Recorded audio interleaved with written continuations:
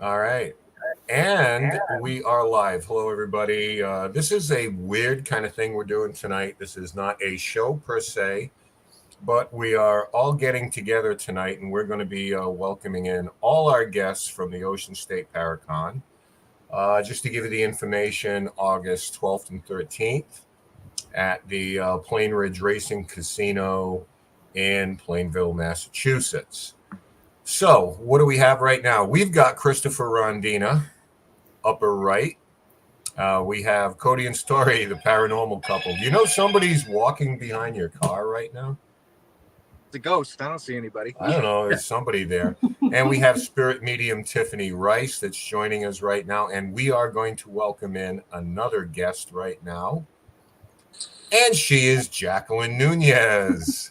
Hi. Hey, Jacqueline. Hi. Hi, Jacquelin, everyone. as most of you know right now, is the new owner of a little place called the Conjuring House. Maybe you've heard of it. Very good. But, Welcome. Nice to see everyone. Yeah, it's nice to see you too. So we're going to talk a little bit about the event Really out and in give audience land there. Yeah. We're going to give people in chat an opportunity to ask questions about the event. We're going to talk a little bit. We're going to talk a lot about ourselves tonight. We are going to be welcoming in very shortly another guest, getting himself ready. Let's welcome in Tim Weisberg. Hey, Tim. Hello. How are you? We've got the real. There you go, Jacquelin. Now We're starting to look like the Brady Bunch here. Right? Tyler Reynolds. What's going on, everyone? Hey, Tyler, how you doing? George Lopez is in there tonight. Welcome, Jackie from George Lopez, my co-host on Sunday nights. And a shout out from Lincoln, Nebraska. Hi, Shannon. How are you?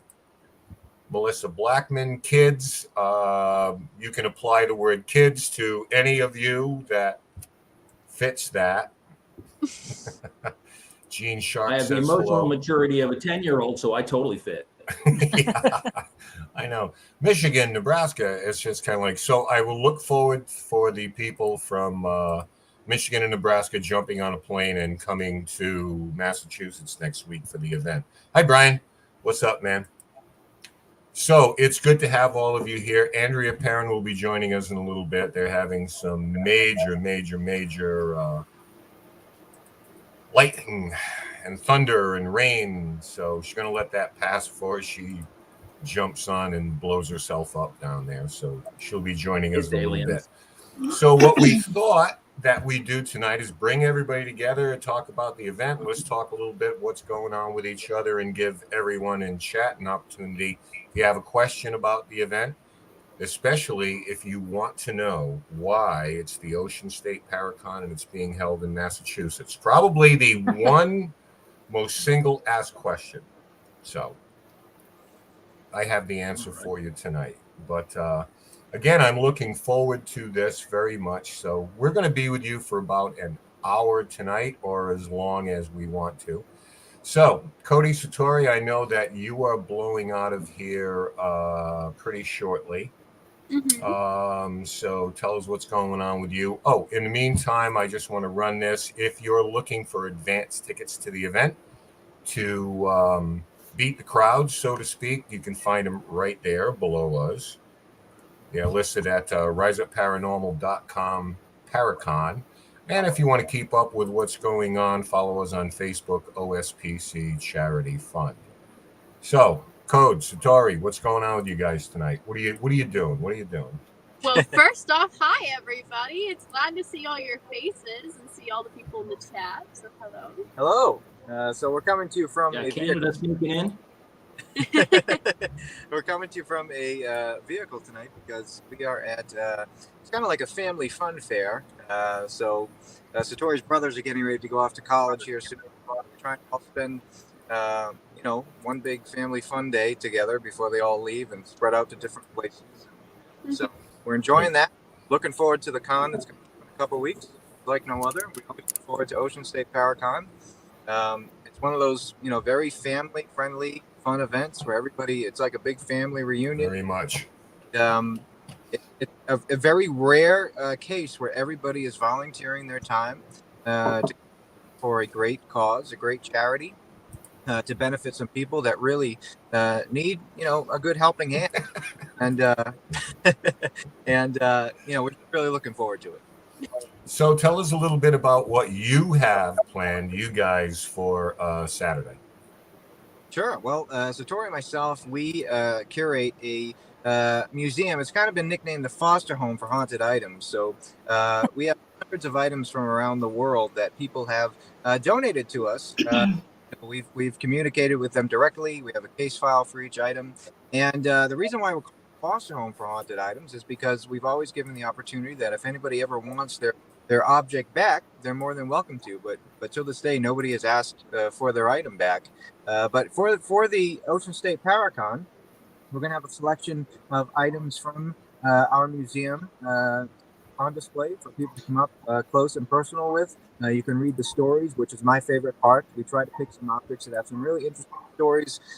We don't like to bring anything that's super negative or anything like that. Nothing's going to get attached to you and follow you home or anything like that. It's just some really interesting stories from some really interesting people and some things that you probably never seen before from around the world. So if you're into history or haunted objects themselves, it's definitely something you want to stop by and at least say hello to us. Yeah, at the very least. And to let everybody know that I've been asked about speaker schedules and things like that. And we'll put that together in the next day or so. Just want to make sure that everybody, all our guests, our schedules all work in case something's going on later that night. So we'll be releasing that very, very shortly. So I wanted to run over to two of our veterans here, and these are two people that are in the room with us tonight who have been here since the very beginning, and they've come every year, and that's, of course, Tim Weisberg and Tiffany Rice, back in the days where we were in the basement of the church, which, as I look back on it, it was quaint, but it was pretty nice once they decorated everything. I remember going into the room and going like, oh my God, black tablecloths and everything. I don't know if they did that for us, but those were the good old days where we were like the little rascals and figured, hey, let's put on a show. Hopefully somebody shows up. And when people started coming in the door, it was like the most amazing thing. It's like people are actually coming. They're showing up. And that was a great year. Yeah, this will be 10 years for us if you want to take away 2020, obviously. And right now we've raised over $40,000 for various organizations, advocacy programs, everything from Rhode Island Coalition Against Domestic Violence, the Wounded Warrior Project, the Autism Society. We did 1 year for exotic animal shelters. We've done muscular dystrophy. I know I'm leaving somebody out there. And this year we're doing it for Camp Braveheart. We'll be telling you a little bit about that. So first of all, before we get started, I want to talk about what Tiffany's doing on Friday night. But Tim, every year, I think Tim tries out a new lecture on us every year. I think that's what he does. He floats that because he always comes up with something a little bit different. One of my favorites was how to be a paranormal TV star. That to this day was very well attended. It was amazing how many people wanted to be paranormal TV stars, Tim, and you're the guy to talk to. And that's why I titled it that, because I knew it would get people's attention and draw them in. And then when I brought them in, it was really just about like the history of paranormal media. So it was just a good hook to get them in to learn a little bit of something. Yeah, it's just my phone going off. It's probably Paranormal TV looking to find out if you're available. Yeah, I just got a message saying they're looking for young couples who have haunted museums. If I know anybody, please get a hold of them. I can think of one. I keep hearing these rumors about some, but I can't recall who they were. Yeah, Before we go any further, we want to talk a little bit about what's going, because this is kind of a unique thing we're doing this weekend. We've got a few things planned, but let's bring in, and she's not in Kansas anymore. Apparently, the storm has passed. We've got Andrea Perron online with us tonight. Hi, Andrea. Very Hello, appropriately Jacquelin. right underneath Jacqueline. Hello, all my dear friends. Oh, it's so good to see you all. Hello. You know, you're gonna have to get a couple of more blocks filled though, so I'm not odd woman out. There are my children, my adopted children that, you know, have, I don't know how it happened that they turned into adults, but apparently time flies when you're having fun. Yeah, we're having a hellacious thunderstorm here right now. So I had to wait a few minutes till the very worst of the light show passed. Oh my God. I mean, Florida knows how to throw a thunderstorm. Hi, Melissa. Oh, that's so great. Mikey, you know, he's supposed to be at work. He's playing hooky if he's watching this. Mikey was in Scotland. Mikey was in Scotland, wasn't he? Mikey was in Scotland, and Mikey got some of the very best UFO film footage I have ever seen. And that's saying something because I look at that stuff all the time. Yeah, we had Mikey, I know Mikey's out there. I'll get a hold of you. You gotta have you and Cheryl back. Okay. Yes. One of the things I wanted to do though, there was something a little different this year, and Tiffany gave me a great idea. So those of you who have been to the casino, absolutely fantastic, lovely. We don't have to do a lot of work lugging tents and tables around like we did in the past in 85-degree weather, because we're all getting too old for that crap. So there are room dividers where our presentations are going to happen on one side and, of course, the main event on the other. And Friday night, Tiffany Rice is offering a gallery reading. And the doors are going to open at 6:30, and it is from 7 to 9. Always something that people look forward to. And those attending, you can feel free when you are done to come on over next door and have a drink with the rest of us at the VIP party that'll be going on simultaneously. Tiffany, if you want to fill in some gaps here on that, please do. All right.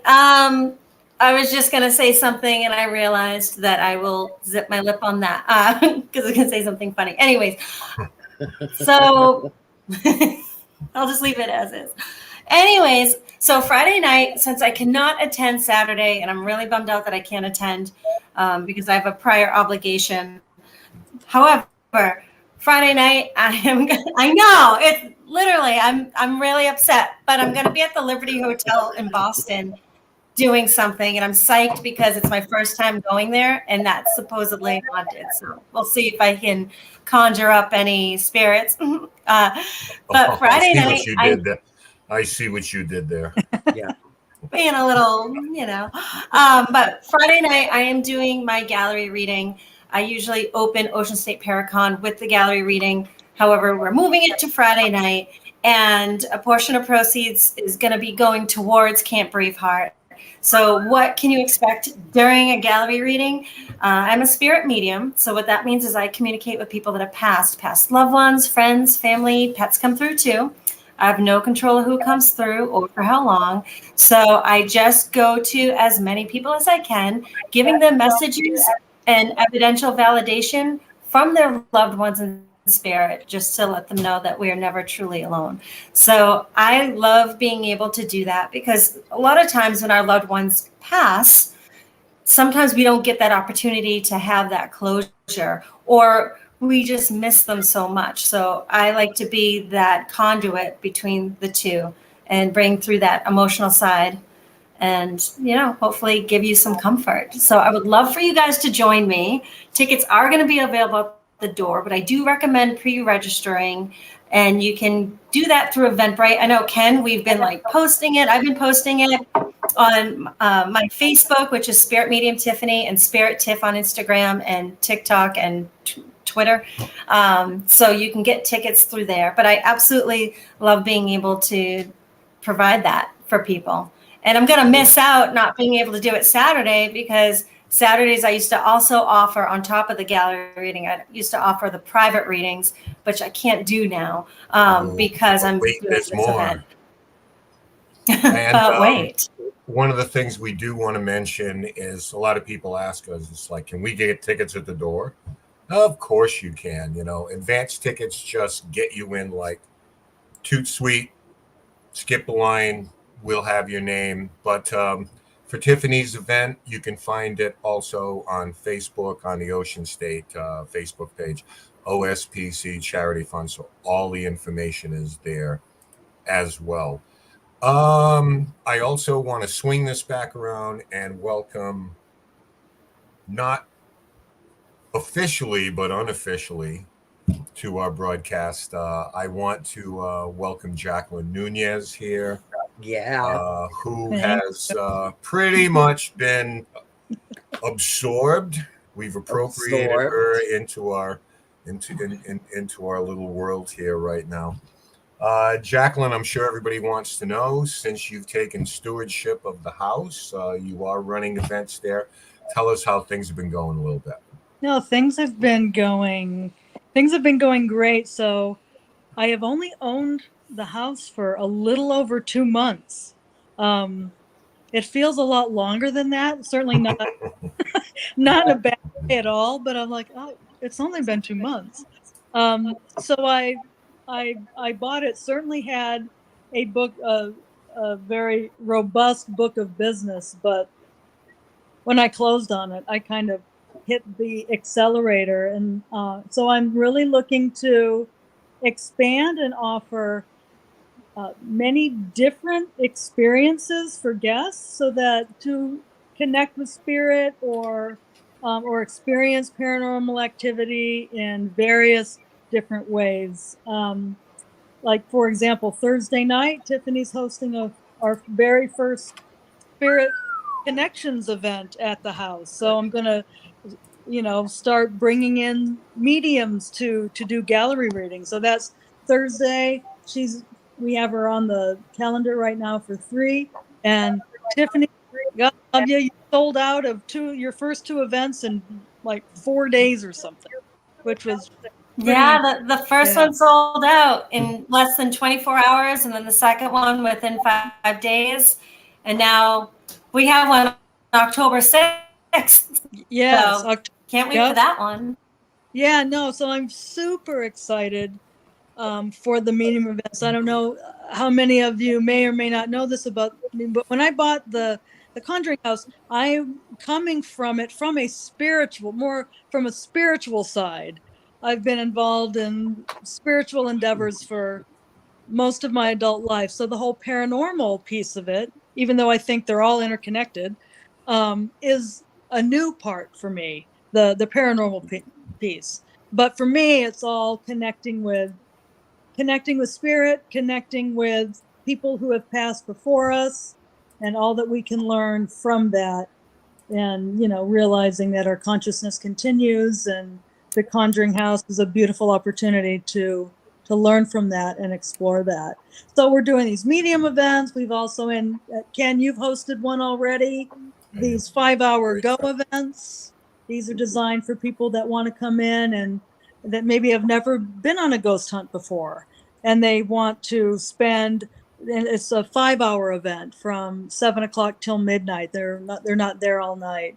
Cody and Satori recently did an all-night go event for us, and they brought in some of their haunted artifacts. And so far, all the events that we're hosting, I mean, we're getting consistent 5-star reviews, which is just a testament to all you great hosts that are coming in and doing this for guests.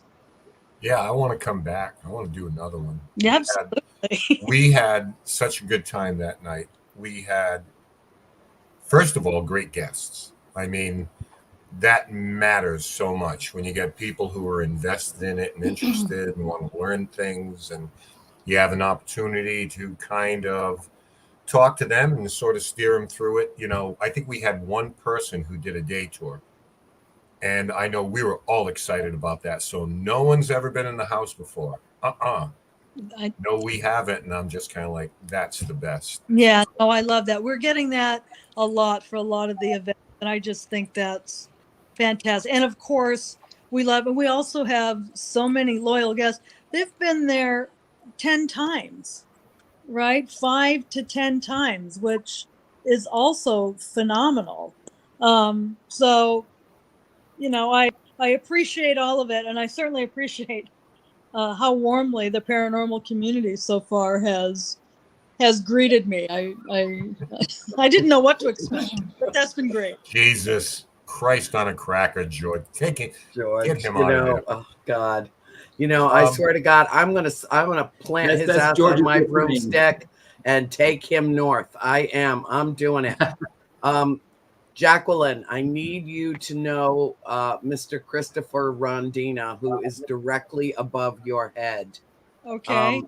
Because Jacquelin, how are you? he is, I would say, he's one of the very best, not only one of the very best writers in the paranormal, but one of the best writers I've ever read.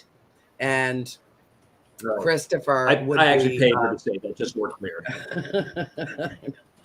I keep looking for that check in the mail. It never does come.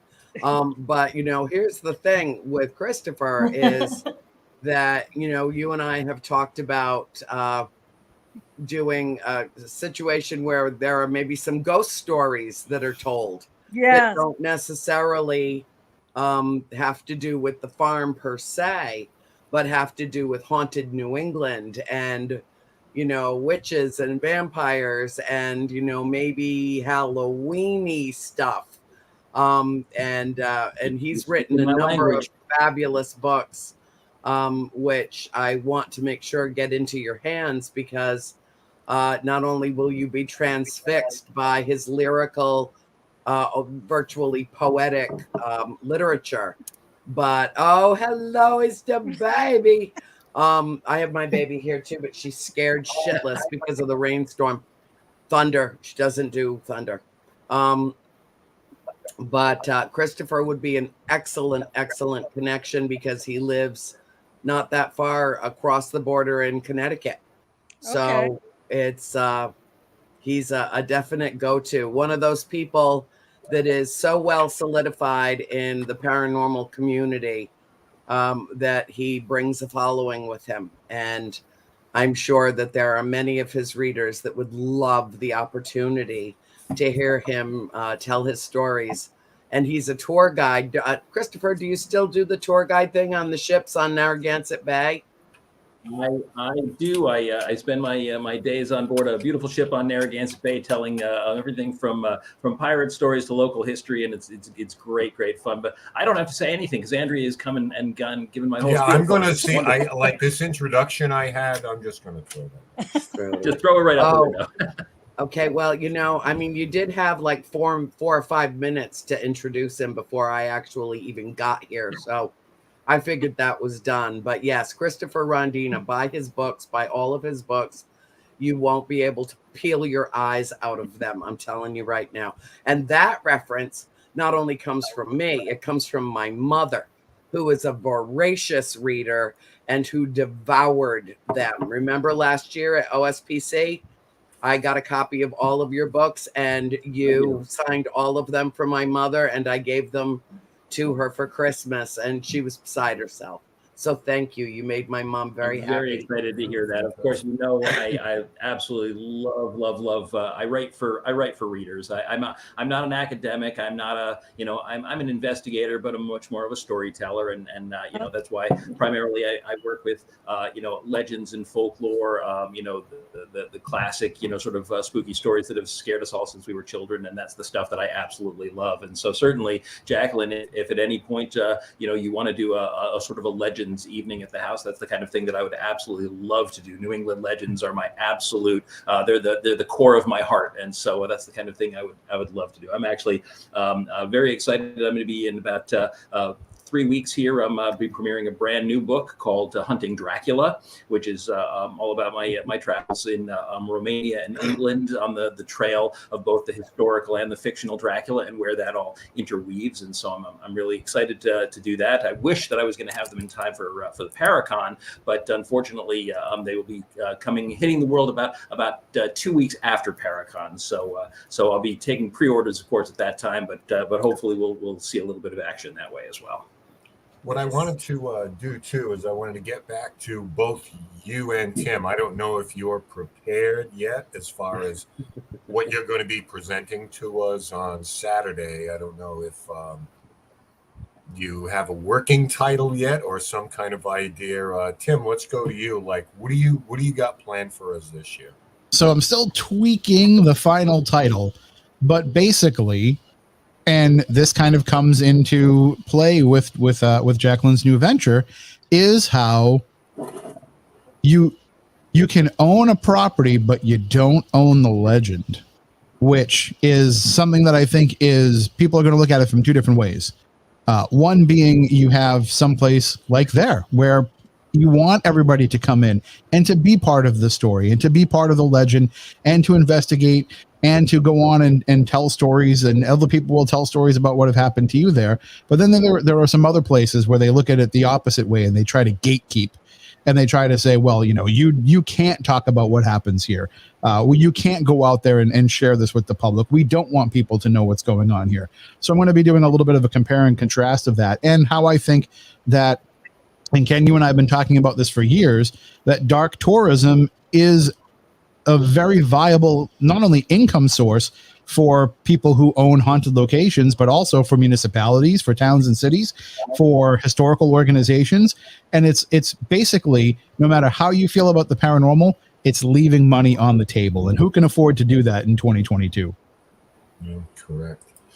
Not many people, I'd imagine. Yeah, I'd love to get into that because each and every one of us has been connected in some way, shape, or form to the tourism aspect of this, whether it's doing paranormal investigations and so forth. Cody and Satori do a lot of traveling with the museum. They bring it to different locations, and people just want to see this type of thing. Before we let them go, because it's getting dark in that car, isn't it? Christopher, what do you think? Do you have a germ of an idea as far as what can we expect from you? I very much do. The title of my presentation is Middle-Aged Monster Hunter. I just want to do a little, I'm going to talk a little bit about the last 25 or 30 years of my career and traveling to different places across America and across the world and hunting down some of these tall tales and legends. That's my plan, and that's kind of it in a nutshell. I don't want to give too much of it away, but we'll hit some of the big beasties from legend and folklore. So I think that's going to be a lot of fun, a little bit different too, because I don't necessarily do the ghost hunting thing in the traditional sense that we're all accustomed to. I'm a little bit more the kind of guy who rustles around in dusty old ruins and archives beneath old town halls and things like that, looking for shreds and scraps of information and those. So it's going to be I think it'll be a fun presentation. Absolutely. Now, I know, Cody Satori, you're bringing items from the museum along, but you're also going to do a presentation that day. So is it connected to those items, or is something totally different? Yes, it should be connected to a few of them. Usually we cover, sometimes the history of haunted items and how it's kind of evolved. And sometimes we bring in the the film franchise aspect of it, because sometimes haunted objects are only being haunted because somebody watched a horror movie. So we kind of cover that too. And we cover some of our own items and how we acquired them and the claims. And if you see somebody moving back there, don't. Yeah, I was going to ask, have him lean forward because he's starting to scare the hell out of me. Younger, not so young, little brother, Austin. Oh, hey, how you doing, man?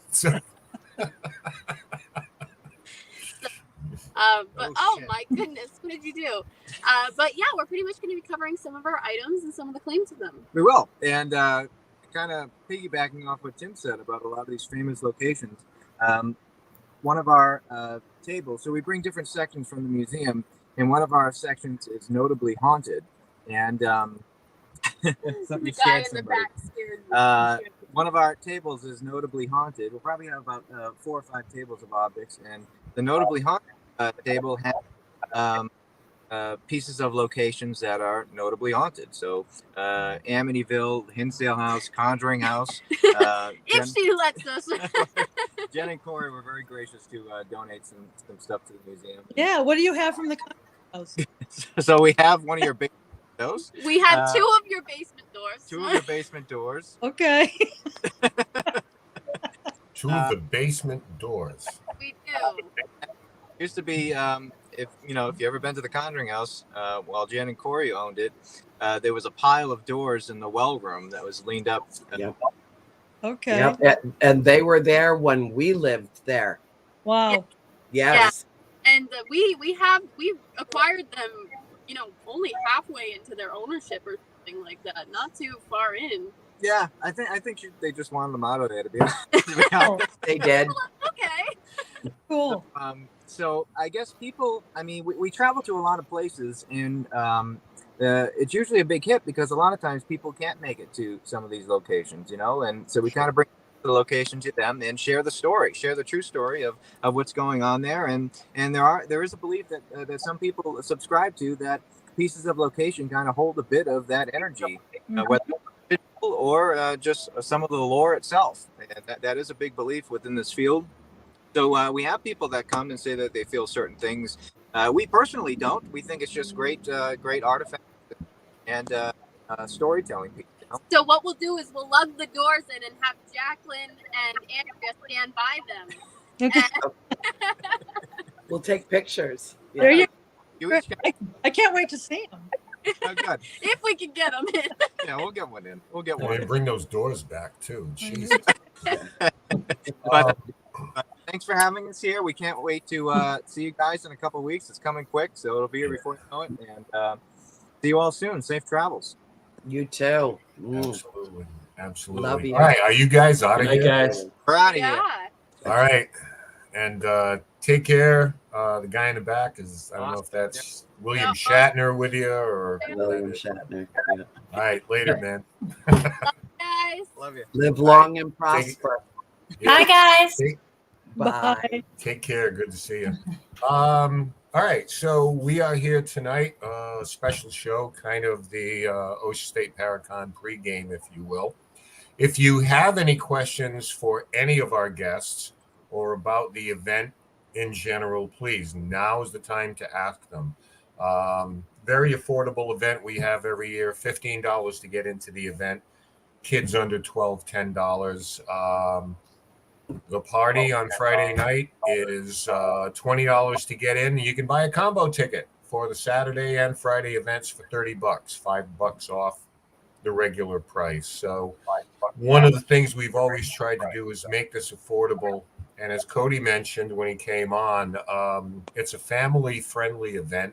Yes. And we take a great deal of pride in that, because the thing that has always come back to us was how laid back this is. Like, oh my God, I don't have to stand in a line and, I can just walk around and see people and take pictures with people. Well, yes, of course you can.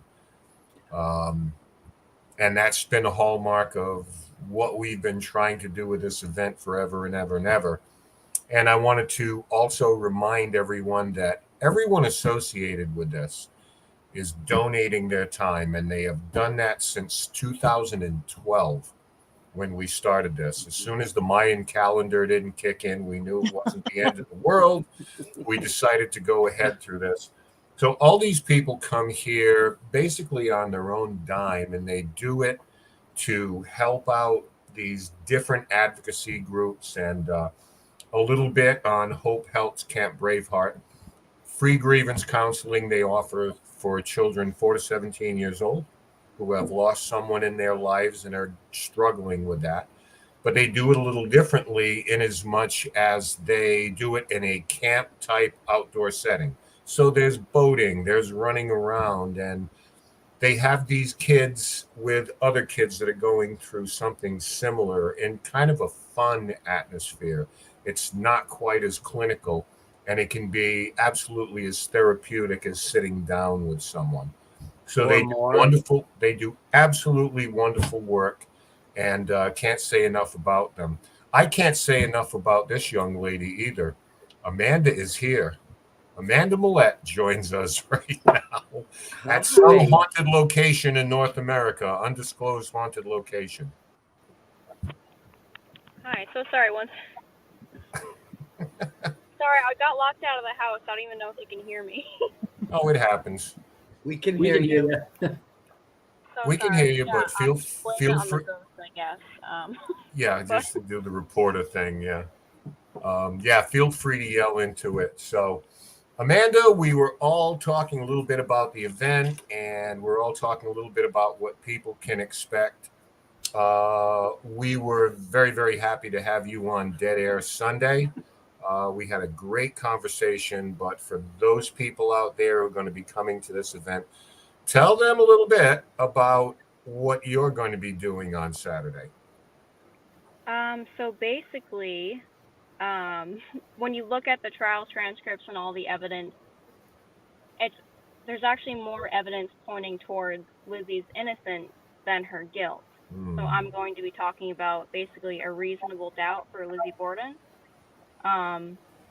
She's been a legend for 130 years now this week, which is why I'm at the house. But, sorry, loud noises. But yeah, essentially I'm going to be talking about basically defending her, because somebody has to after all these years. Yes. So you will be advocating, arguing for Lizzie Borden. You will be presenting the case. Exactly. Oh, well, I mean, this is going to be interesting. And of course, Tim is right above you. And That's intriguing. I want to thank Tim for putting us in touch with you. But there's someone that I know you've been waiting to meet, and she's right up there to the left of you. That's Andrea Perron. Andrea, we were talking to Amanda, and she is so anxious. I am anxious to meet Andrea. Hey, Andrea. Amanda, Andrea. It's so good to meet you, and I'm so excited to hear about what you're going to extrapolate, because I have spent at least the last dozen years giving Bathsheba Sherman the benefit of the doubt. And, she was tagged and was accused of practicing witchcraft. I'm sorry, but New England, they don't bury practicing witches in the center of hallowed ground in the middle of a village with her family. They just don't. And I think that, even though I am certainly not in a position to absolve her, because I don't know, obviously I wasn't there. It's not that I've just aged well. I literally wasn't there. But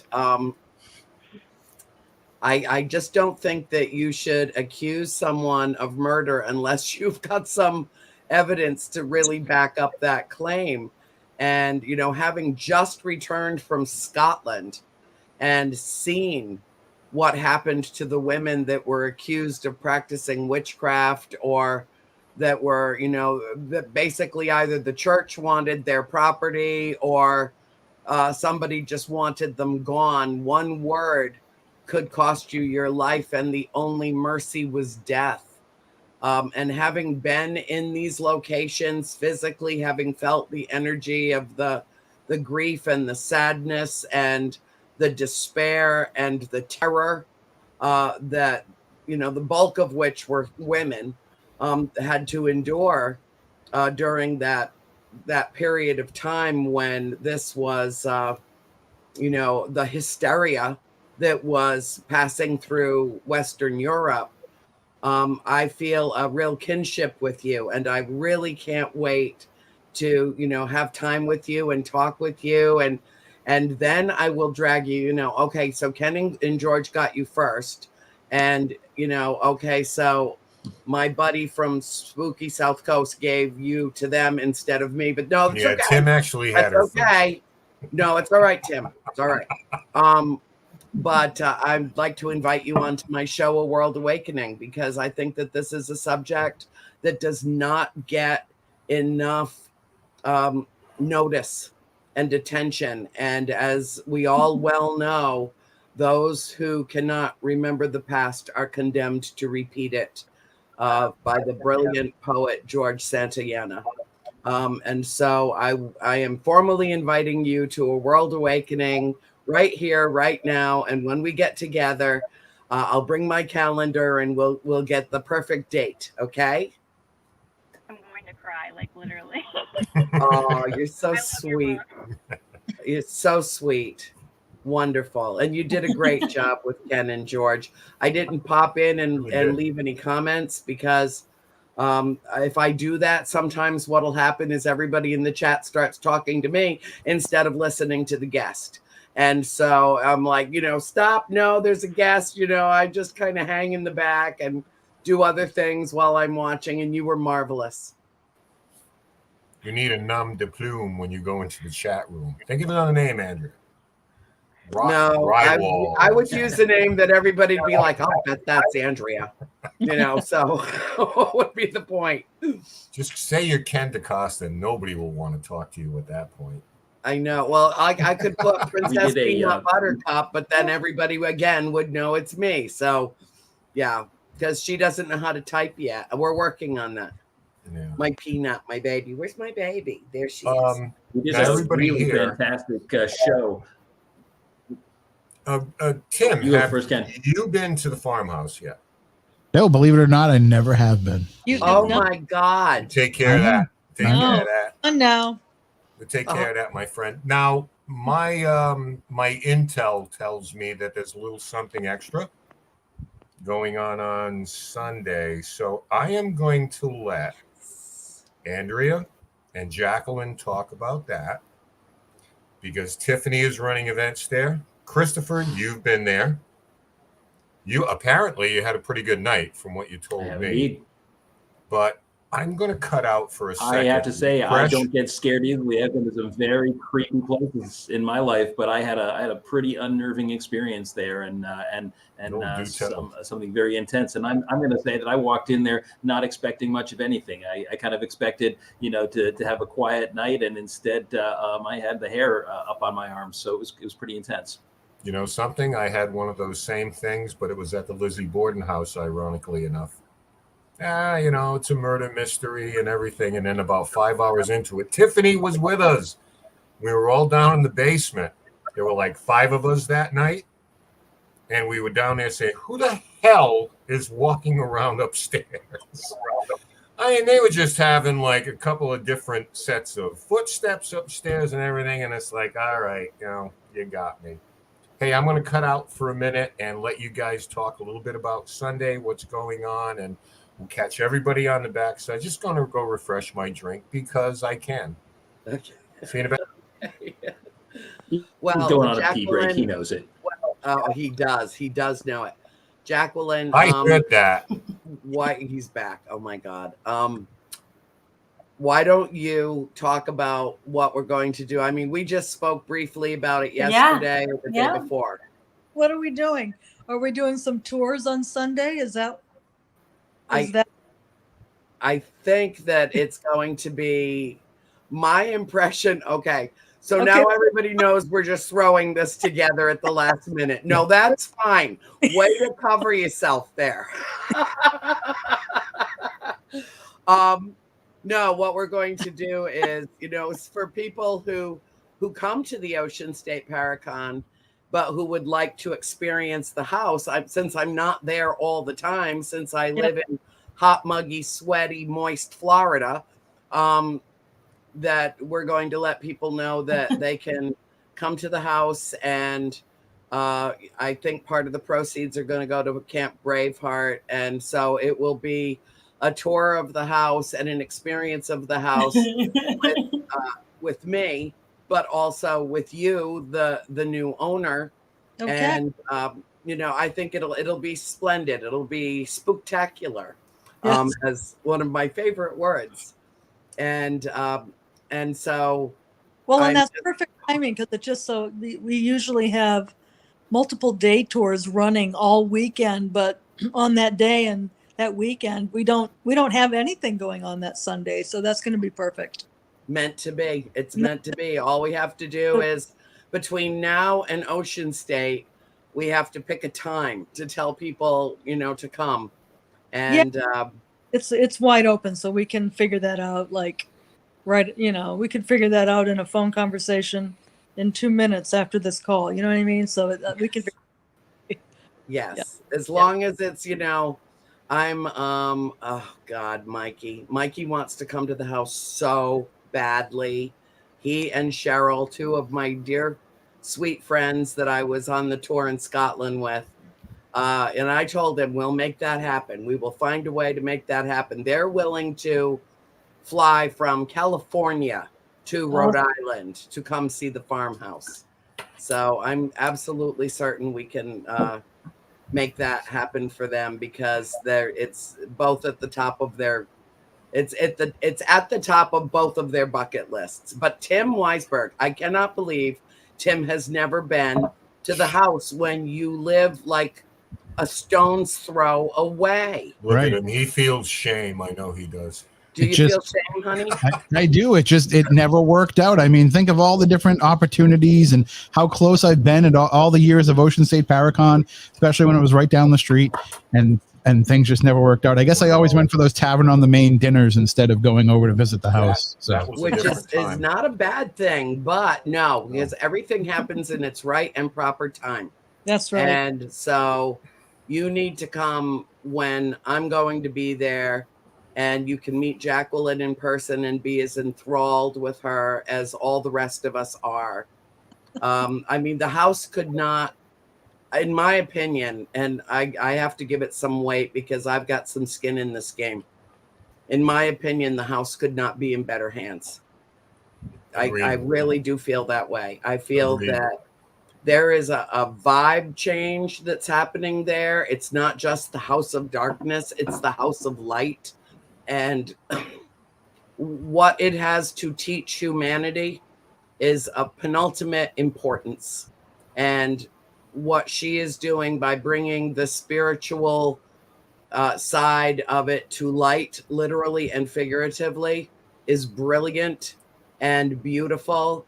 And it touches my heart. I mean, when I heard that the house was going up for sale, I prayed about it. I did. I said, oh, great spirit, dear universe, please, oh, please, oh, please bring the right soul to this property and bring it to life in a whole new way. Because, of course, every energy that steps into it has an impact on it. And I think that her light, she's a beacon. And so she is going to attract people who are there for the full experience, not just a jump scare because they saw a shadow or they heard a noise, but for the entire immersive, energetic experience of being at a portal cleverly disguised as a farmhouse in a vortex in a limitless universe. It is a truly amazing place. I miss it every day, and I cherish the opportunity to go back every time that I do. I cherish it. It's amazing. I know for me, it was just kind of like, because if anybody knows me, you know my personality, and it's just kind of like I got to pick up the phone and ask somebody something, because I'm one of those people. It's like, just if you need something, call me. If I want something, I'm like, and with Jacquelin, it was like, okay, we want to come to the house. Okay, I want you to come to Ocean State ParaCon.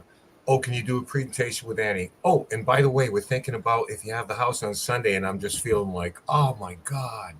But so kind, so generous, Jacquelin, yes. so receptive of people, and I agree with Annie. The house couldn't be in better hands. But what I wanted to say is we are doing this thing Sunday, and we kind of have an itinerary laid out where we're going to present some evidence. And I got a story for you about when I was at the house, last month, right, Jacquelin? Right. Julie DeMay and I spent the night. We decided, because Julie was still in a cast, and she was, So I ended up staying down on the first floor with her just in case. She had to get up during the night, turn a light on, with crutches on. So I said, okay, fine, I'll take the couch. When everyone left during the course of the night, I'm lying on the couch, my phone's got like 3% charge in it. So I've got it going on, and I'm, new place. I'm like this in hotels, any new place. In back of the sofa, swear to God, I'm like, the hell was that? So a few minutes go by,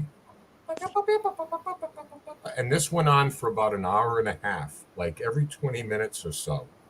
And I'm like, where were you an hour ago or 2 hours ago? But apparently somebody was having a conversation with me. It was a one-way conversation. So that was a new one on me. And there's some things we'll get into it another time, Annie, that happened to us that night in terms of communication. And I have some names for you. Oh, And good.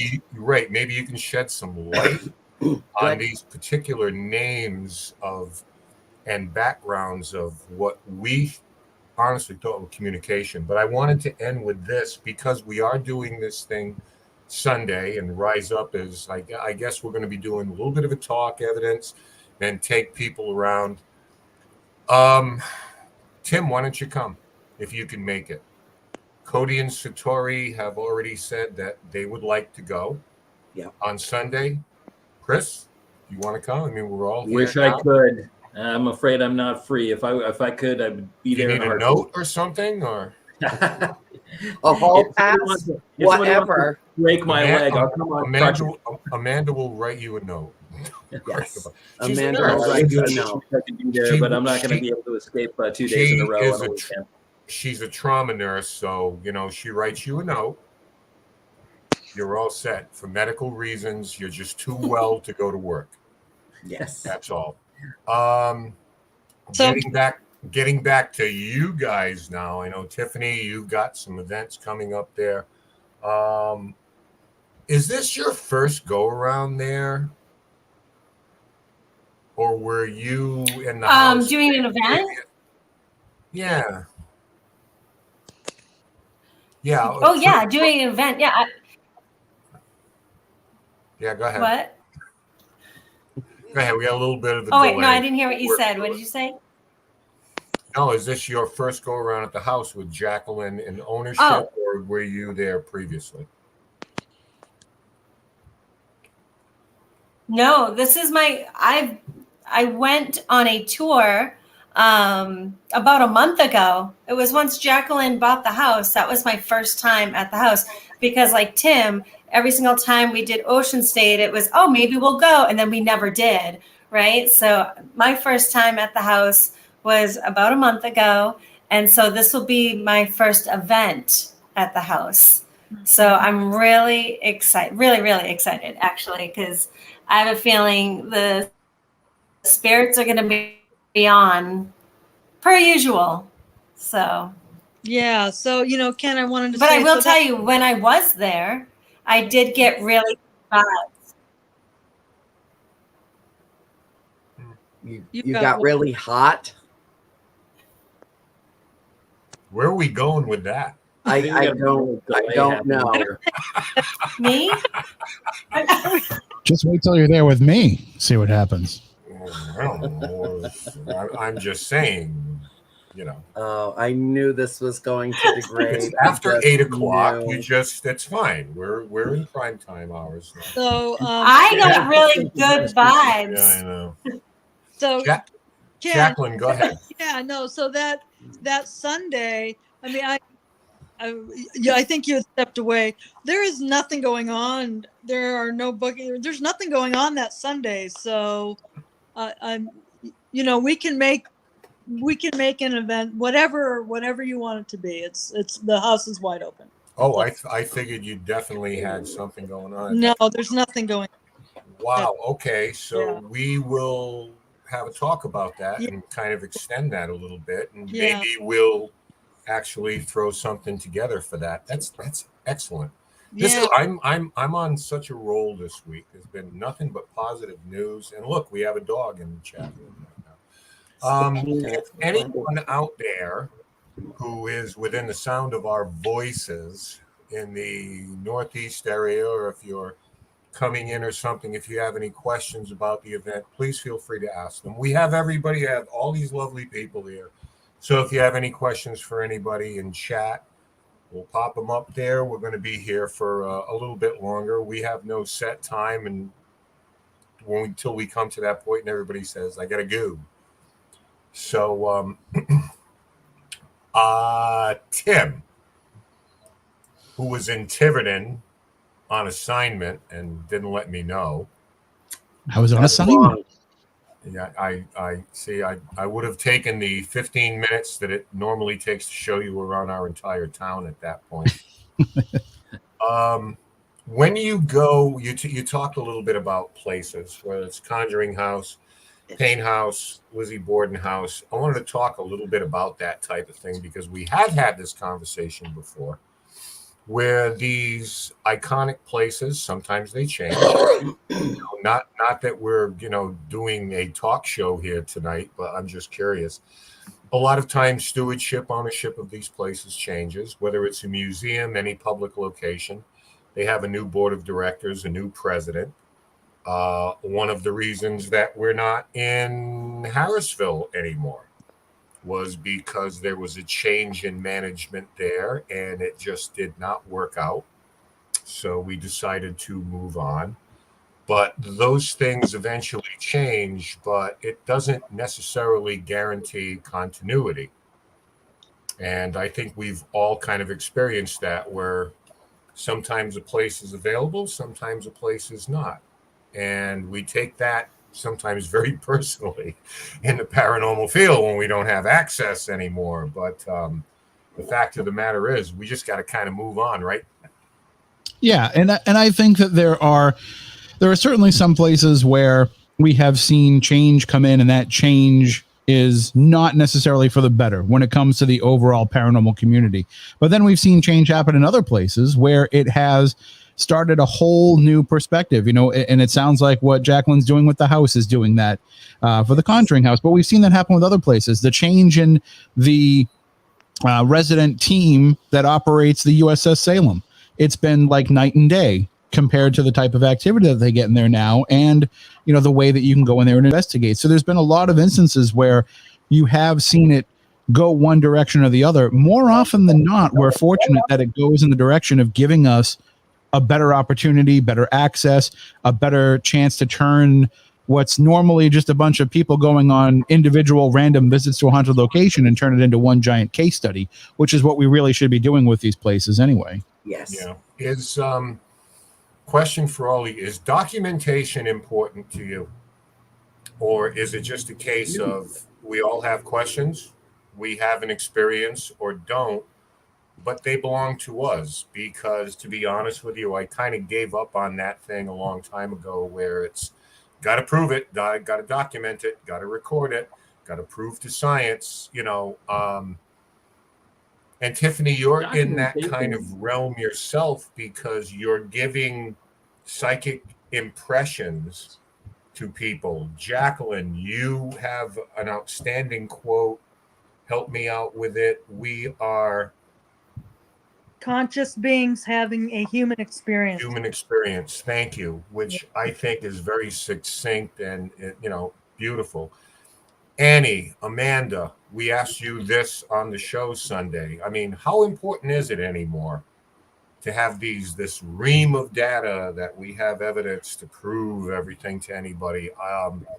It's less and less important to me because I'm not afraid of peer review, but that oftentimes when you put this stuff out there, the feedback, you just kind of have to suck it up. The feedback is probably not going to be great, Well, we all know. As far as just give me 1 second. As far as the farmhouse, and I've always said this: the parents' experiences are the parents' experiences.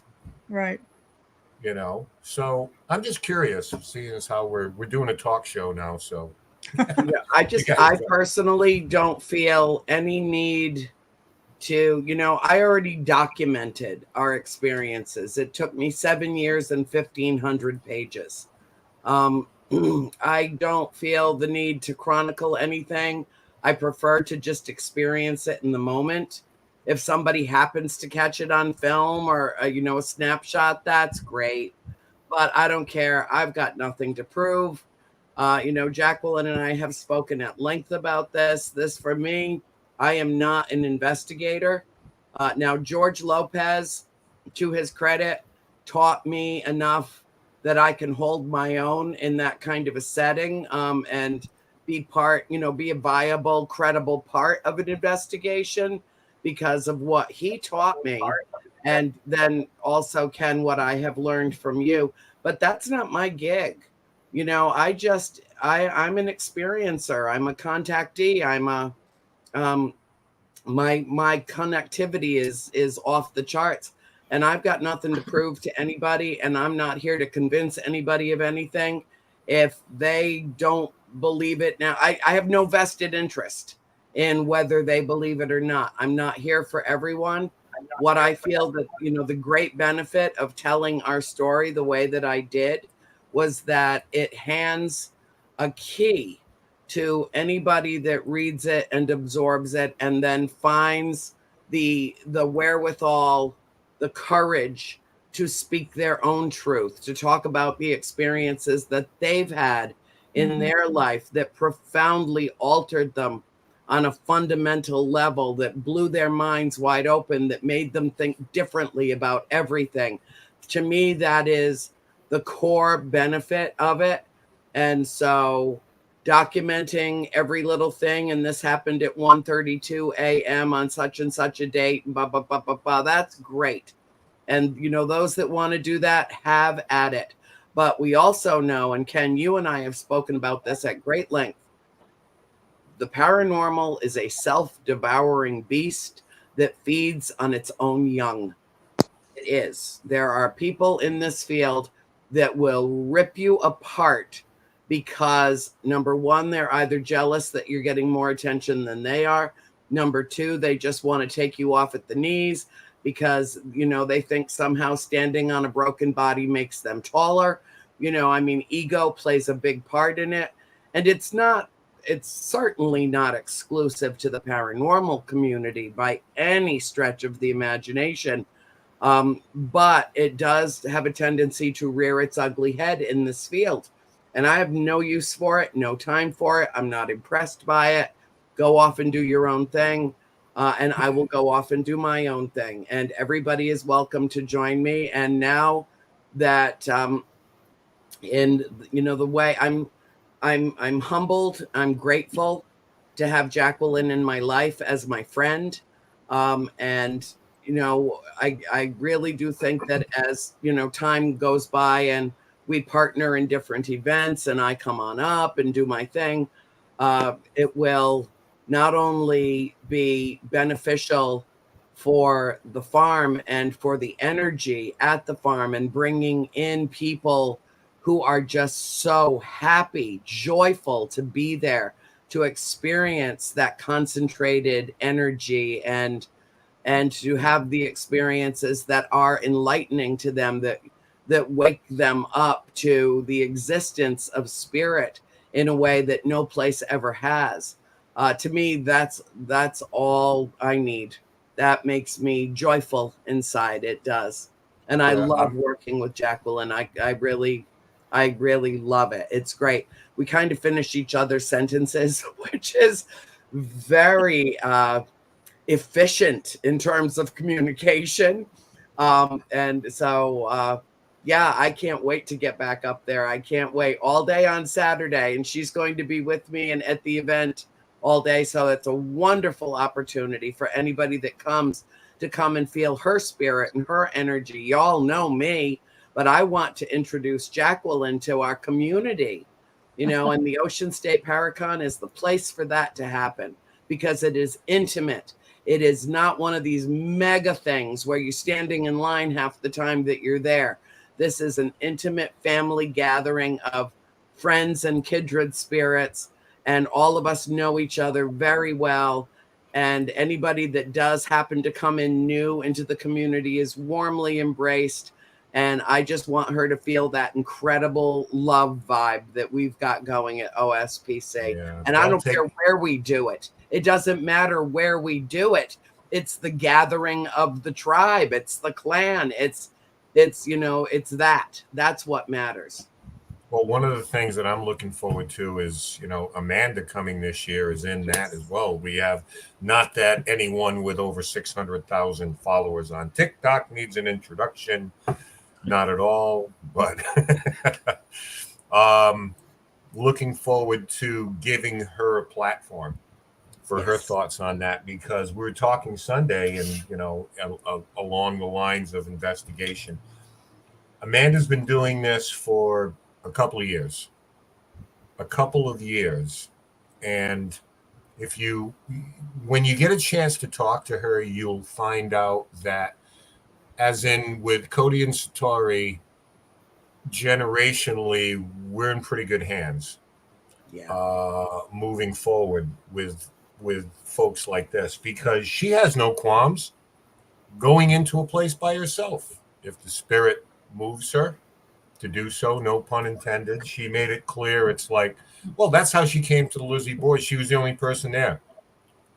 She got, as a young woman, and I don't care. I'll go in, and her experiences are her own. And, I'm not going to speak for her in that regard, but Amanda getting the opportunity to come from the perspective you are in terms of Lizzie Borden, in terms of that case where you are saying something contrary to what popularly is accepted.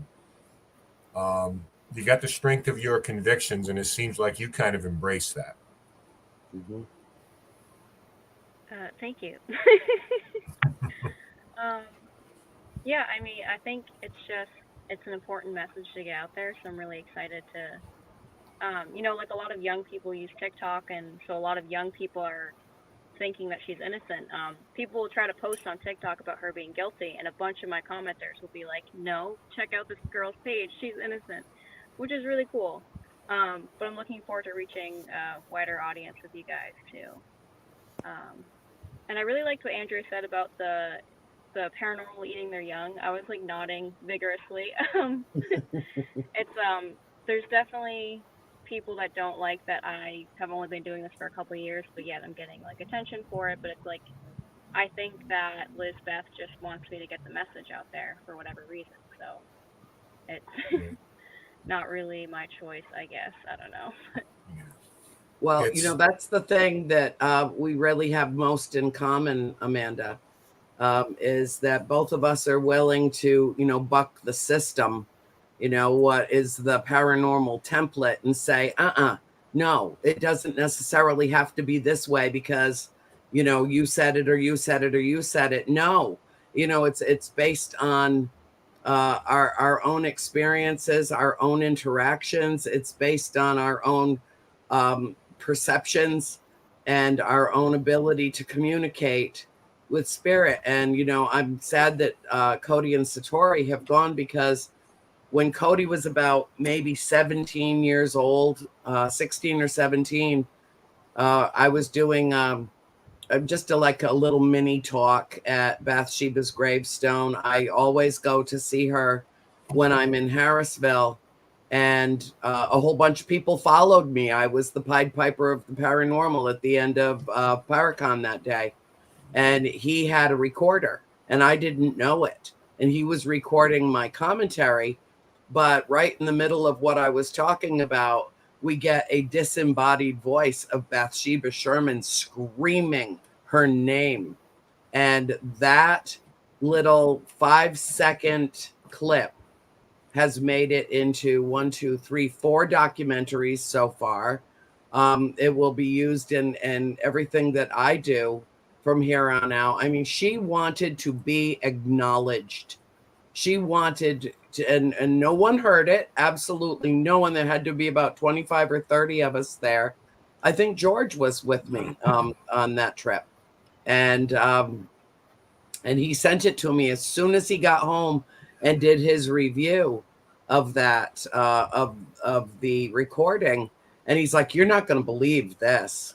And it was so strange. The strangest thing about it was that the only time I had ever heard her voice outside of the farm or outside of my environs up on Round Top was with George doing a spirit box session. And when she came through, she threw my voice almost as kind of a familiarity thing, or And George said, oh, no, you use your own voice. You can't throw Andrea's voice. You must use your own voice or we cannot have this conversation. And when she spoke again, she sounded like a child.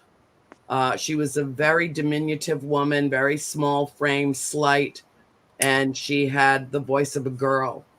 And that was when I had that ancient memory somewhere from back here of I know that voice. I don't know how I know that voice, but I know that voice. And it was the exact same voice that we heard from Cody's recording.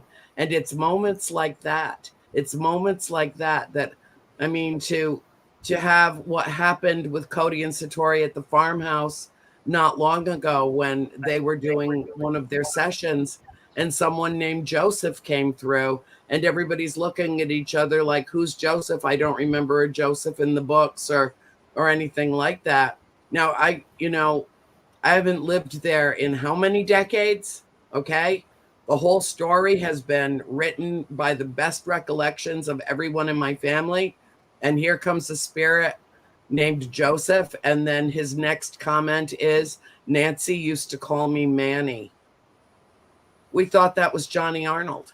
The whole time that we lived there, we thought that that was Johnny Arnold based on my mother's research on the farm. And now we're finding out there's another spirit there named Joseph and that we had it wrong all along. You know, when those things happen, not only is that a teachable moment, a learning experience, but it also tells you how it hits the forward momentum button with jet fuel in this field. You know, nothing is set in stone in the paranormal. There's no one who can conceivably think of themselves as an expert in this field. There's no such thing. If anybody claims to be so, they need to hit the door, before we chase them out. Well, yeah. Chris is. Yeah. Oh, please. Well, Chris kind of. But from the historical aspects, yes. But, in terms of what we still have to learn, nothing is set in stone. There is always room to grow and to evolve spiritually, psychologically, in terms of our own awareness of what is around us. And, 50 years after we left that farm, we're learning that there's another spirit there and his name is Joseph and Nancy used to call him Manny. Really? And makes a reference to my sister who is now 60 years old. And she named him at age 9. It's amazing to me. It's absolutely amazing to me. As we kind of head into the home stretch here. Go ahead, Chris. I was going to say, so I have a little bit of a different perspective, not a contradictory one, but kind of a complementary one on the subject of documentation, because I know a lot of people are saying, that the documentation, isn't super important or that it isn't, a primary objective, because people very much want an experiential, experience. I mean, they want something that is very personal, and I absolutely agree with that. But one of the reasons that I'm a huge advocate for documentation is because of how something that is documented can actually increase the experiential sort of nature of something. For many years when I was young, and you may know a little bit about this, Ken, because I know you guys used to do investigations at Fort Adams in Newport many, many years ago. When we were kids and we would sneak around in the forts, one of the things that happened in those tunnels all the time is little rocks and stones skittering along and bouncing off walls, and often coming from areas where, as far as we knew, there was nobody there. And so the reputation of rocks being sort of tossed through the air in these tunnels was just something that we kind of all, we nudged at each other and said, obviously it's haunted. Ooh, I wonder if the rock thrower is going to ram, blah, blah, blah. But that was something we were with. And many, many years later, the first time I attended a ghost hunt at Fort Adams, I talked a little bit about with one of the curators there, Rob McCormick, who's actually still one of the primary curators, about this. And he said, oh my gosh, people have been reporting that for years. Now, I ended up doing some investigation, and if you read my book Ghosts of New England, you may have read about this, and found out that a soldier was killed in on the 4th of July, and I think it was 1819 or so, was killed by a fellow officer after a disagreement, and the very last thing that he did, and I didn't know this until I was in my mid-30s, that the last thing that he did was he picked up a handful of gravel and threw it at this guy who was one of his rival soldiers, which prompted the guy to turn around and shoot him on the spot, which was a ridiculous, overreaction. But it was the last thing this soldier did before he died, was threw a handful of small stones at a fellow soldier. I learned this decades after the idea of this stone thrower, in the tunnels was something that everybody knew about. And to me, it blew my mind. But if I hadn't done the research, if I hadn't gone in and found the court records for this guy's court-martial and learned the details of that and documented the facts of it, that experience of mine would have always been apocryphal. It would have always been just something that was kind of an urban legend. Now it ties in directly to a murder that we know was committed at the fort. So I am a huge believer that documentation, it's not the whole thing. Obviously, experiencing these things personally is something that can't necessarily be recorded on paper. It doesn't necessarily have a taste or a smell or a temperature that can be put down on paper, but it can so in what we do. And I think as people who are fascinated in answering some of these great questions that life throws at us, having that kind of documentation, I think, can be really powerful for us. So I'm still a big advocate for it. Yeah, and I'm an advocate for it too. I just don't want to do it anymore. I want people like you to do it. Send your pictures of I don't dust. blame you. Send your pictures of dust to Christopher Rondina. There you go. Let me off the hook. All right, so before we get out of here, because I don't want to keep you folks on all night, one more time, it's Ocean State ParaCon, the 12th and 13th. I'm going to go back to Tiffany. Again, Tiffany, talk a little bit about what's going on Friday night. I am hosting a gallery reading, which means I am going to be selecting people in the audience, and I'm going to bring through your loved ones in spirit with validation and evidential messages of just letting you know that they are right here with you. So I hope you guys sign up. And the best part is that if you do get tickets for Friday night, you can also, that allows you to go into the VIP party too afterwards. So we can hang out and have some spirits in the other room. So spirits for the gallery reading and spirits afterwards. So it's going to be a good time.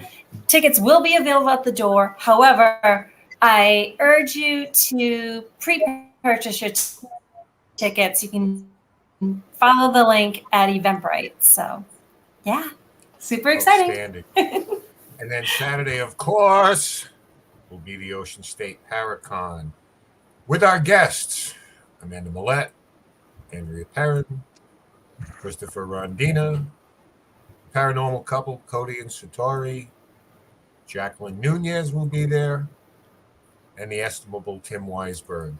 So before I get out of here, I want to tell you a little bit about what's going on here on Dead Air. Tomorrow night, a new Extremely Strange will be coming out at 8 p.m. Eastern. We're going to talk about a curse put on a young man by a witch that, for all intents and purposes, seemingly claimed his life. So you want to maybe tune into that one. And Friday, Andrea, what's going on A World Awakening? On Friday evening, I am hosting the inimitable George R. Lopez, and we will undoubtedly talk. I know.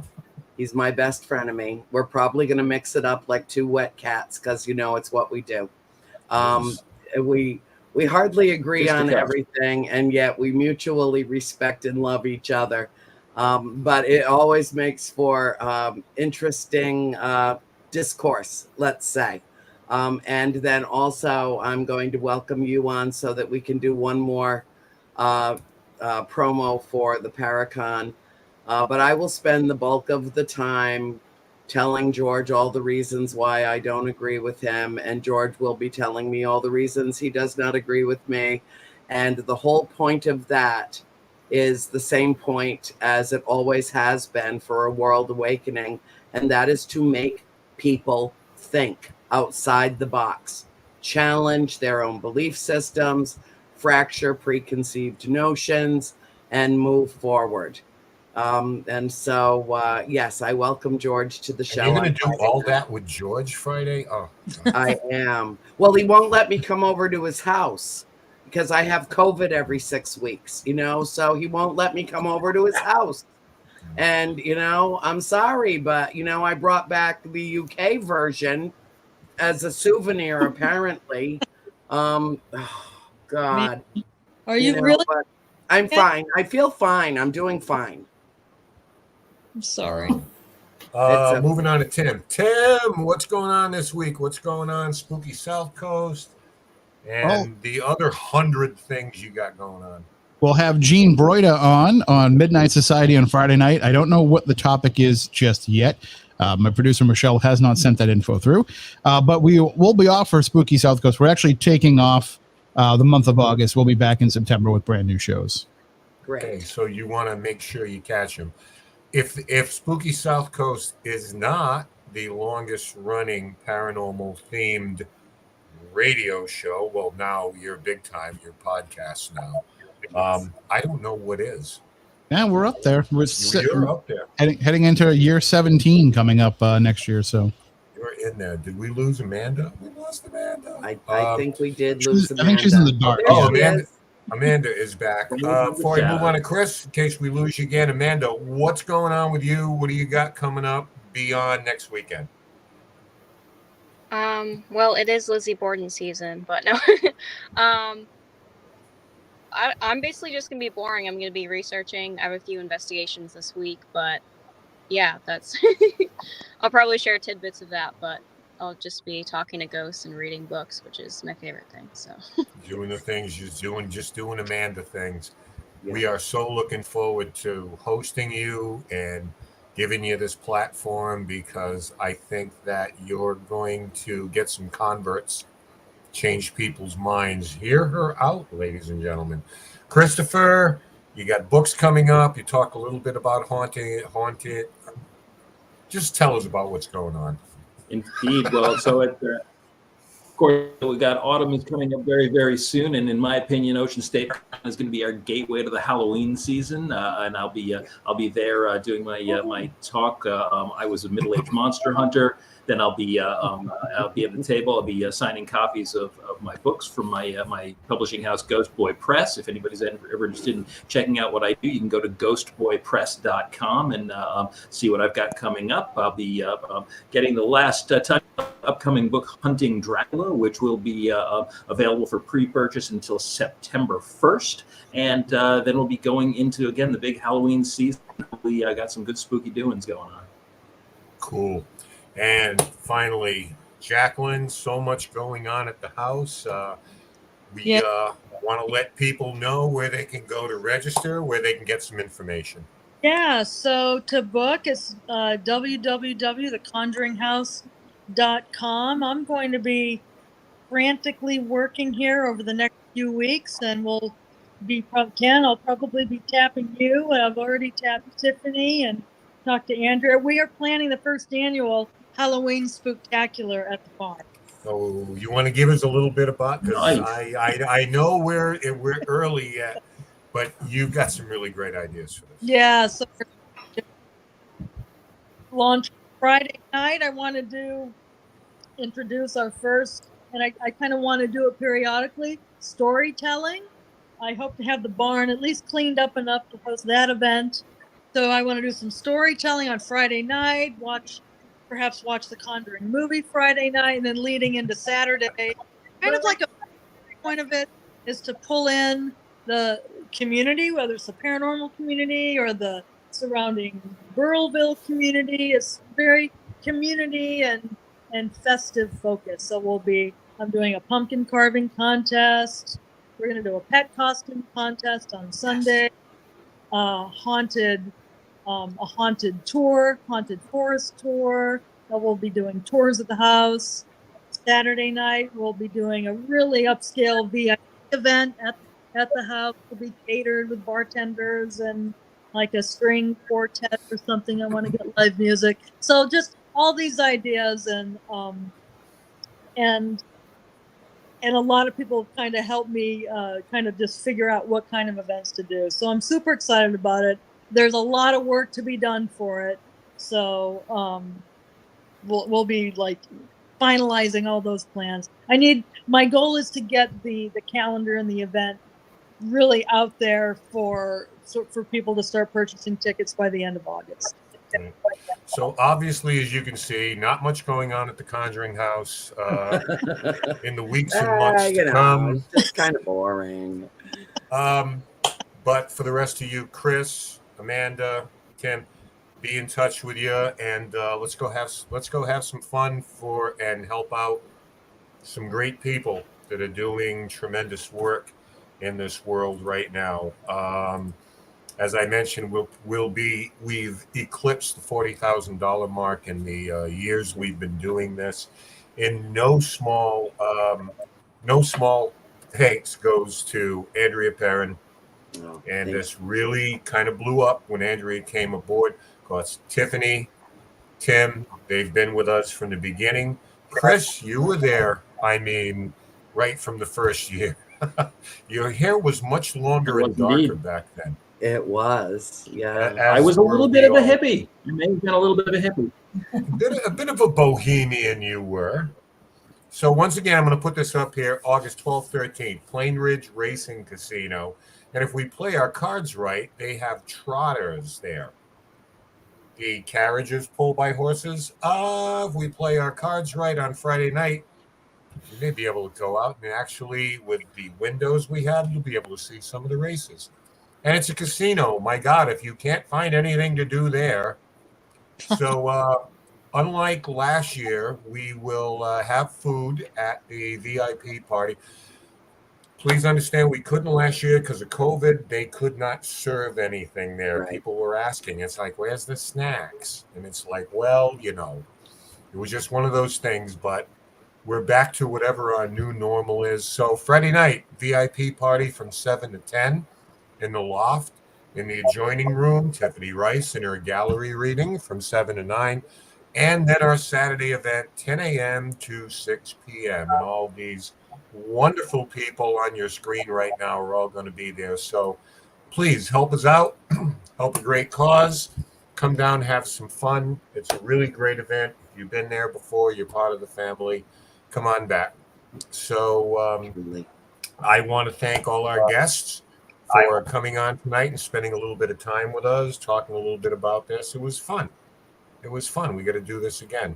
Yes, our pleasure. And Peanut storm is over, so Peanut can go outside and we can go for a walk now. So it's all good. See, do you see yourself in the box? Do you see yourself? The most beautiful dog on the entire planet, except the only competition that she has is this gorgeous Shar-Pei named Dottie, who I'm very, very fond of. And someday they will meet. Someday they will. Well, thanks for having me on, everyone. Thank you, Ken. All right. So, Ocean State ParaCon, be there on behalf of all of us. Ken DeCosta here. And just letting you know, Sunday night, dead air, full spectrum, right here on KGRA. And, I'd be remiss if I didn't say, please subscribe to our channel. I'm bound by law to do that on YouTube. Yes. So on behalf of all of us here, thank you so much. We'll see you a week from now. I am going to end the broadcast for anyone who wants to stick around for just a couple of seconds for backstage chit chat. Do so. Until then, thanks for joining us. Good night, you all. Good night.